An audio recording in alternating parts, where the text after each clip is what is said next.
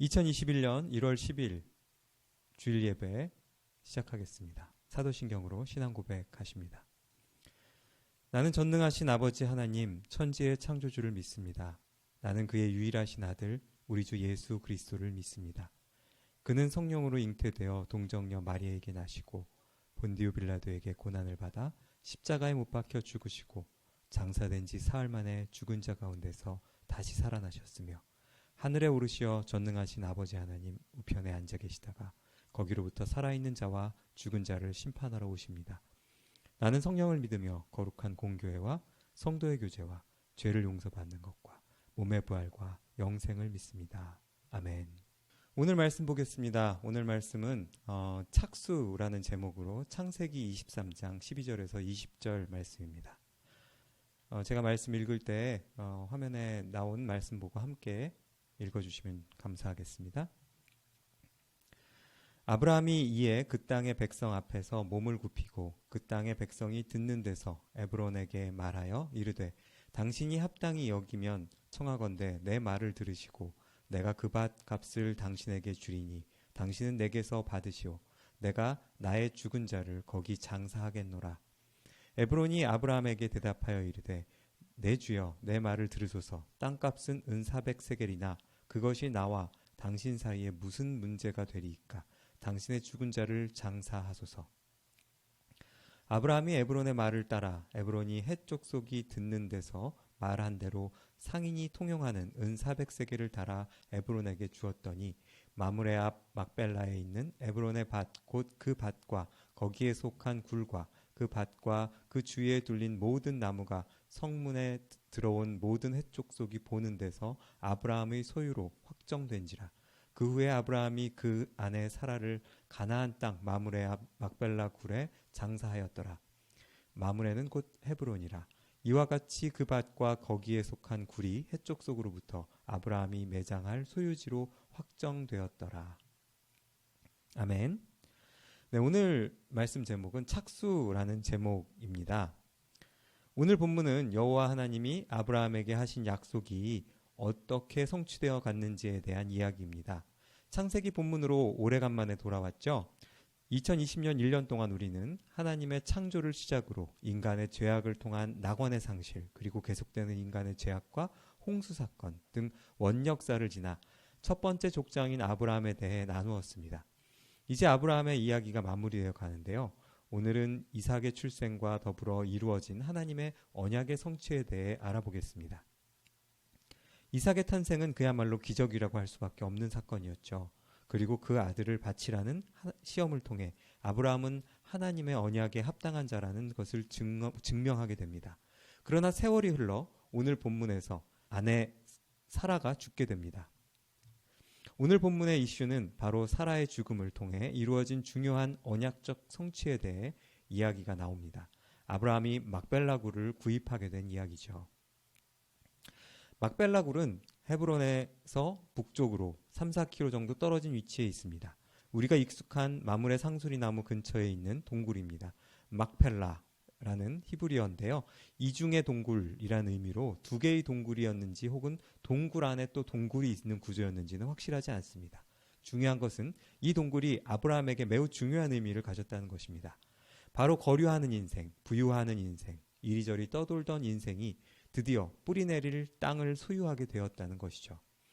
그동안 우리가 읽어왔던 창세기에서 보면 거류하는 인생이 얼마나 저주받은 인생이었는지 우리는 기억할 수 있습니다. 낙원을 잃어버린 아담과 하와는 에덴의 동쪽으로 떠나고 동생을 죽였던 가인은 더 동쪽으로 떠나게 됩니다. 모두 자신의 죄의 결과로 고향을 등진 인물이었죠. 하지만 아브라함은 그렇지 않았습니다. 그는 꽤 괜찮은 동네에 살고 있는 사람이었습니다. 안정되고 발전한 문화 가운데 살던 아브라함에게 하나님께서는 고향을 떠나라고 말씀하시고 아브라함의 인생은 변화의 소용돌이에 휘말립니다.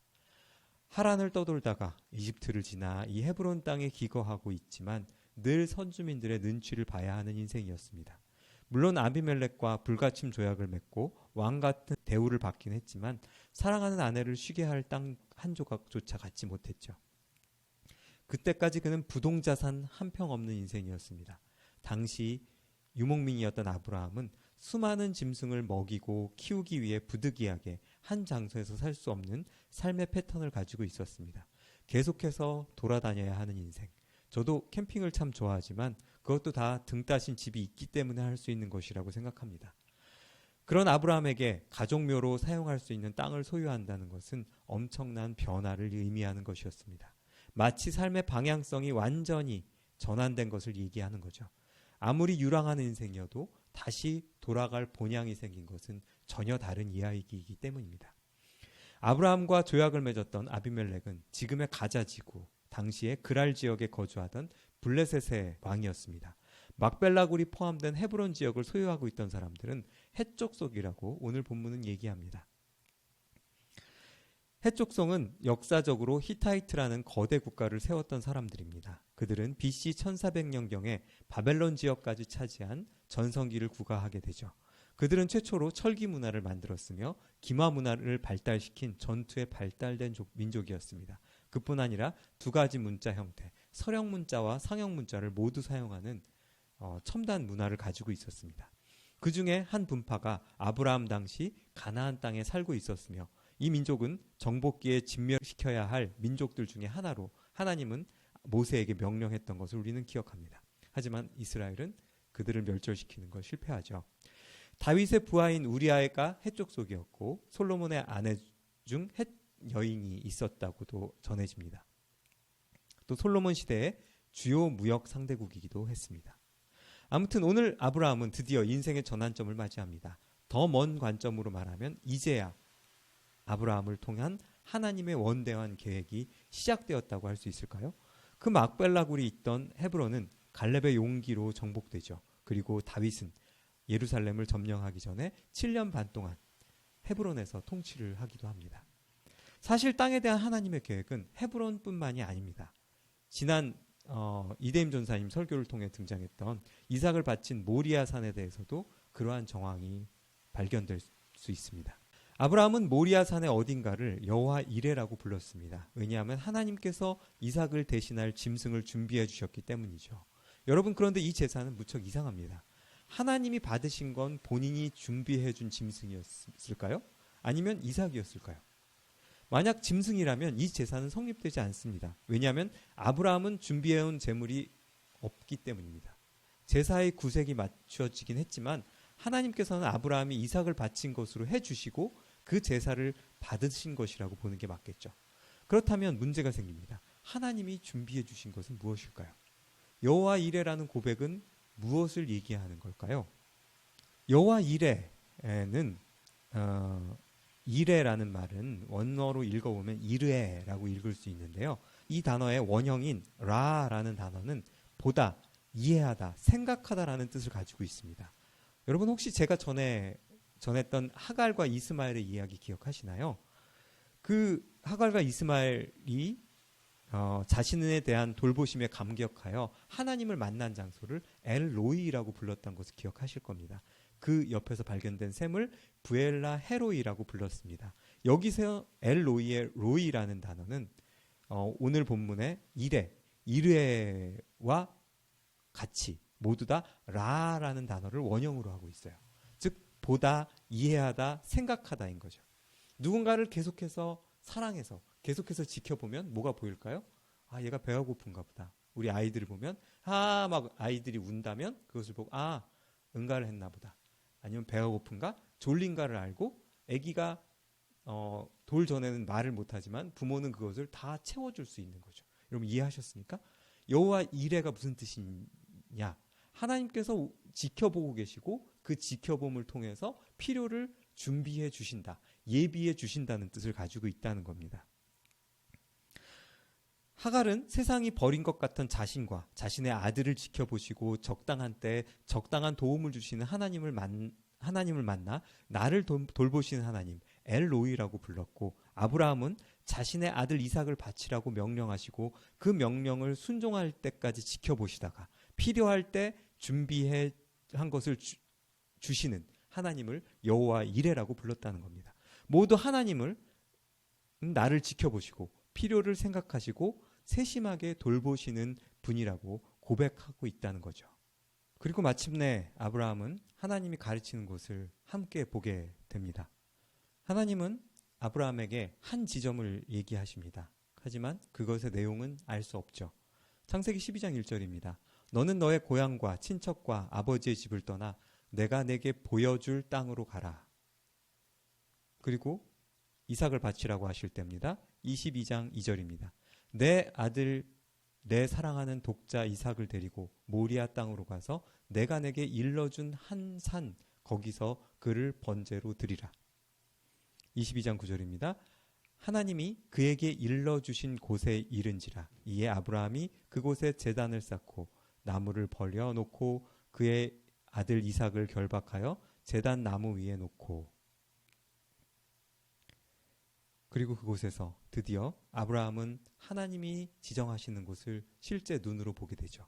아브라함이 눈을 들어 그곳을 멀리 바라본지라. 여기서 보다라는 단어는 다 똑같이 라라는 단어를 원형으로 하고 있습니다.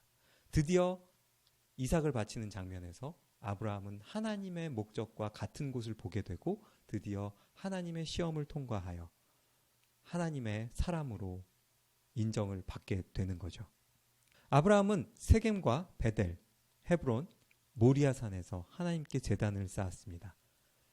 이곳은 나중에 모두 이스라엘의 역사에 매우 중요한 장소들이 됩니다. 베델에서는 야곱도 제단을 쌓죠.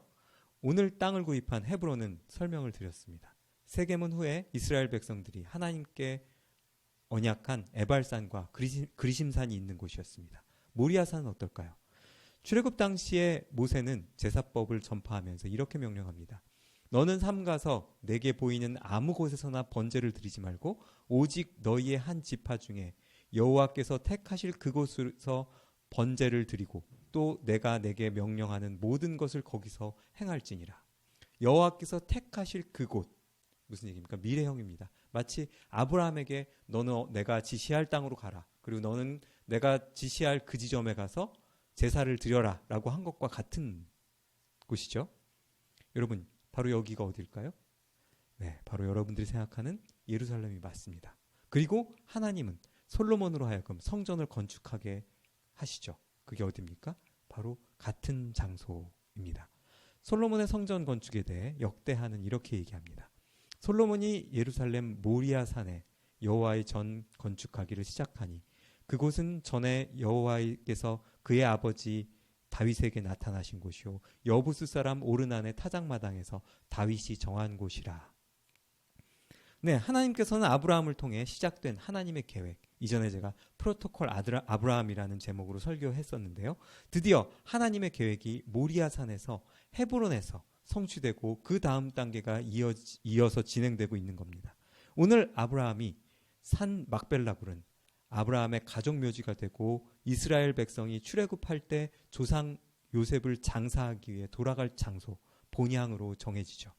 어쩌면 아브라함이 고백한 여호와 이레의 하나님은 그저 이삭을 대신할 짐승을 준비하신 것이 아니라 영원한 언약이 시작되는 그 땅을 준비하셨다는 의미로 아브라함이 여호와 이레라고 고백했을 수도 있다는 거죠. 저는 오늘 말씀의 제목을 착수라고 정했습니다. 사전을 찾아보면 착수라는 단어는 몇 가지 뜻을 가지고 있습니다. 첫 번째는 어떤 일을 시작하다라는 뜻이고 바둑용어로는 바둑판에 바둑돌을 번갈아 한 수씩 두는 것을 의미합니다. 저는 오늘 이 두 가지 뜻을 다 담고 싶었습니다. 하나님께서 아들을 주시고 땅을 주시며 하나님의 약속을 이루어 가시는데 일방적으로 이루어 가시는 것이 아니라 마치 바둑기사 한 명이 여러 수를 한 번에 두지 않는 것처럼 하나님은 본인의 수를 두시고 아브라함의 차례를 기다리시는 것이죠. 아브라함 아들을 주시고 그 아들을 바치라는 시험을 통과하길 기다리시고 그 시험을 통과한 것이 아브라함이 둔 수였고 이제는 두 번째 수, 바로 땅을 주시는 것을 성취하셨다는 겁니다. 오늘 본문에서요.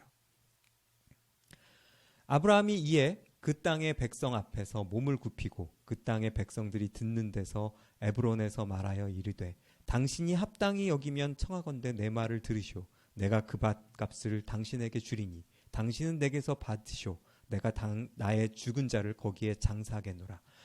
에브론이 아브라함에게 대답하여 이르되 내 주여 내 말을 들으소서. 땅값은 은 400세겔이나 그것이 나와 당신 사이에 무슨 문제가 되리이까? 당신의 죽은 자를 장사하소서. 아브라함이 에브론의 말을 따라 에브론이 헷 족속이 듣는 데서 말한 대로 상인이 통용하는 은 400세겔을 달아 에브론에게 주었더니 만물의 앞 막벨라에 있는 에브론의 밭 곧 그 밭과 거기에 속한 굴과 그 밭과 그 주위에 들린 모든 나무가 성문에 들어온 모든 헷 족속이 보는 데서 아브라함의 소유로 확정된지라. 오늘 본문을 보시면 눈에 띄는 몇 가지를 발견할 수 있습니다. 첫째는 햇사람들 사이에서 아브라함의 위상입니다. 햇사람들은 분명 선의로 사라를 장래할 땅을 무료로 제공하겠다고 2번이나 얘기합니다. 하지만 아브라함은 굳이 그 땅을 큰 돈을 들여서 구입을 하죠. 그리고 2번째는 이 매매가 매우 공식적인 가운데 이루어진 것이라는 겁니다. 수많은 증인들 앞에서, 성 안에 들어온 모든 사람들 앞에서 아브라함은 이 땅의 소유권을 주장할 수 있는 권리를 얻게 되죠. 그리고 이것을 통해 하나님 언약의 2번째 성취, 즉 땅을 주시겠다는 약속이 성취된 겁니다. 여러분, 누군가는 아니 공짜로 땅을 주겠다는데 왜 그걸 돈 주고 사는 거야? 하실 분도 계실지 모르겠습니다. 하지만 지금은 손해일 수 있지만 결국 이 사건으로 이스라엘 사람들은 애굽에서 돌아올 본향이 생기는 결정적인 사건이자 하나님의 약속의 2번째 성취적인 사건이라는 것을 기억해야 됩니다. 다음 장에 23장에 보면 아브라함은 이것을 분명히 이해하고 있었습니다. 내가 지금 이 돈을 주고 산 땅이 하나님께서 나에게 주시고자 한 땅이었구나라는 것을 명확하게 이해하고 있었던 것을 우리는 발견하게 됩니다. 중요한 것은 우리가 어디를 바라보느냐라고 저는 생각합니다. 하나님을 믿고 하나님이 약속하신 그곳을 향해 걸어갈 수 있느냐 없느냐. 결국은 그 믿음을 증명하는 방법이 무엇이냐는 거죠. 저는 최근 히브리서 말씀을 전하면서 선택이 왜 믿음을 증명해 주는지에 대해서 다루었습니다. 믿음으로 아브라함은 부르심을 받을 때에 순종하여 장래의 유업으로 받을 땅에 나아갈새 갈 바를 알지 못하고 나아갔으며, 아브라함은 시험을 받을 때 믿음으로 이삭을 드렸으니 그는 약속들을 받은 자로 돼 그 외아들을 드렸느니라. 그가 하나님이 능히 이삭을 죽은 자 가운데서 다시 살리실 줄로 생각한지라. 히브리서는 아브라함이 하나님과 보조를 맞추어서 어떻게 하나님을 신뢰하고 있는지, 그다음에 신뢰를 어떠한 선택으로 행위로 드러냈는지를 잘 보여주고 있습니다. 결국 그는 이삭을 바치는 시험을 통과함으로써 그 땅을 하나님께 얻을 자격을 얻게 됩니다. 하지만 출애굽한 이스라엘 백성들은 그 시험을 통과하지 못함으로 그 땅에 들어갈 권리를 후손들에게 넘겨주게 되죠. 여러분, 하나님은 여러분들에게 어떤 분이신가요? 여호와 이레의 하나님이십니까? 그분은 무엇을 준비해 주시는 분입니까? 지금 나에게 보이는 몇 가지 이루어 주시면 그것이 여호와 이레의 하나님이시구나 하실 것인가요? 지금 내가 필요한 것을 채워주시는 분? 저는 하나님이 겨우 그 정도의 하나님이 아니라고 생각합니다. 나를 돌보시고 나를 지키시고 나를 이해하시고 나와의 약속을 지키시기 위해 모든 것을 준비해 주시는 분. 비록 내가 그 약속의 진정한 의미가 무엇인지를 이해하지 못한다, 알지 못한다 할지라도 나를 기다리시고 내가 한 걸음 나아가면 또 한 걸음, 한 걸음 한 걸음 이끌어 주시는 분. 그리고 그 하나님을 알고 보고 이해하는 사람이 아니라 하나님이 정하신 곳이 어디인지를 몰라도 순종하며 그분을 따르는 사람을 성경은 믿음의 사람이라고 우리에게 소개합니다. 저는 우리 신앙생활이 일희일비하지 않는 신앙이었으면 좋겠습니다. 저는 예전에 한번 고백했습니다. 어린 시절에 이스라엘 사람들이 되게, 출애굽한 이스라엘 사람들이 되게 모자라 보였어요. 이렇게 매일 만나와 메추라기를 먹으면서 어떻게 하나님을 원망하고 하나님을 의심할 수 있지? 하지만 나이를 먹고 나니까 그럴 수 있더라는 겁니다. 그런데 성경은 분명히 우리에게 이렇게 얘기합니다. 믿음의 조상 아브라함이 어떻게 믿음의 사람으로 인정받았는지죠. 하나님이 내가 내 머리로는 이해하지 못하는 걸 하나님이 나에게 시킨다 할지라도 거기에는 의미가 있을 것이라고 생각하고, 지금은 돌아가는 것 같을더라도 내가 지금 쓰러질 것 같지만 여기서 앞으로 나아가라고 하실 때 거기에 순종할 수 있는 자가 믿음이 있는 자라고 오늘 본문은 얘기하고 있습니다. 결국 그 과정을 거쳐서 아브라함은 믿음의 사람, 믿음의 조상이라고 인정을 받은 것입니다. 그리고 그를 통해서 이루어진 언약은 그 후대에 그리고 우리에게까지 영향을 미치는 언약의 성취임을 우리는 기억했으면 좋겠습니다. 여러분은 어떤 신앙을 가지길 원하시나요? 저는 하나님과 착수하는 신앙이었으면 좋겠습니다. 하나님이 우리를 부르시고 우리에게 무언가를 요구하실 때 그것을 의심하지 않고 아멘으로 화답하며 그 선택을 할 수 있는 사람들, 그런 사람들이 이 시대에 하나님의 사람들로 우뚝 서기를 축복합니다. 그리고 오늘 함께 예배드린 여러분들이 중에 이런 사람들이 다 채워졌으면 좋겠습니다. 말씀을 마무리하겠습니다. 오늘 말씀 제목은 착수, 하나님의 두 번째 약속의 성취를 우리는 다루었습니다. 그 땅을 준 것이 그냥 땅을 얻은 것이 아니라 언약의 관점에서 우리는 과거의 이야기들을 통해서 그것이 어떻게 성취되었는지를 봤던 사건들이 결국은 아브라함이 그 선을 넘음을 통해서 하나님이 요구하시는 것에 응답함을 통해서 그 다음 과정으로 진행되었다는 것을 우리는 확인할 수 있었으면 좋겠습니다. 우리 신앙에도 동일한 은혜가 있기를 원하며 또 그 신앙의 열매를 우리 자녀들이 누릴 수 있는 축복의 가정, 축복의 민족이 되기를 기원합니다. 기도하겠습니다. 하나님 아버지 감사합니다. 오늘 말씀을 통해서 아브라함에게 땅을 주신 것이 어떠한 의미인지를 그것이 영원한 본향 시온의 기틀이 되고 그곳에서 영원한 하나님의 왕국의 모형이 세워지는 것을 우리가 확인합니다. 하나님의 언약이 한치의 오차도 없이 흔들림 없이 성취되는 것을 바라봅니다. 주여, 이 시간 우리에도 동일한 믿음을 소망하게 하시고 하나님께서 이끄시는 대로 하나님께서 부르실 때 응답할 수 있는 우리들 되게 하여 주시옵소서. 주님께서 우리에게 약속하신 것들이 어떻게 이루어질지를 고대하는 마음으로 내가 이해하지 못하는 방법으로 역사하시는 신묘망측한 하나님의 놀라운 능력을 고대하고 기대하는 우리의 신앙 되게 하여 주시옵소서. 이제는 우리 주 예수 그리스도의 은혜와 하나님 아버지의 사랑과 성령님의 교통하심이 오늘 함께 예배드린 아름다운 사람들, 성도들 머리 위에 이제부터 영원까지 함께 계실지어다. 아멘. 감사합니다. 오늘 또 함께 예배드려 주셔서 감사하고요. 제가 카톡으로 지난 그 공지 드렸던 것들 진행하도록 하겠습니다. 카톡으로 의견을 표현해 주시면 감사하겠습니다. 네, 다음 주까지 요즘 조금씩 확진자가 줄어들고 있는데 언젠가 곧 만나지 않을까라는 희망으로 바라보고 있습니다. 여러분들도 마찬가지시겠죠? 네, 다음 주까지 좋은 소식들이 있기를 바라며 함께 드린 예배 주님께서 기뻐 받으실 줄 믿습니다. 건강하시고 무탈하시고 다음 주에 뵙도록 하겠습니다. 감사합니다.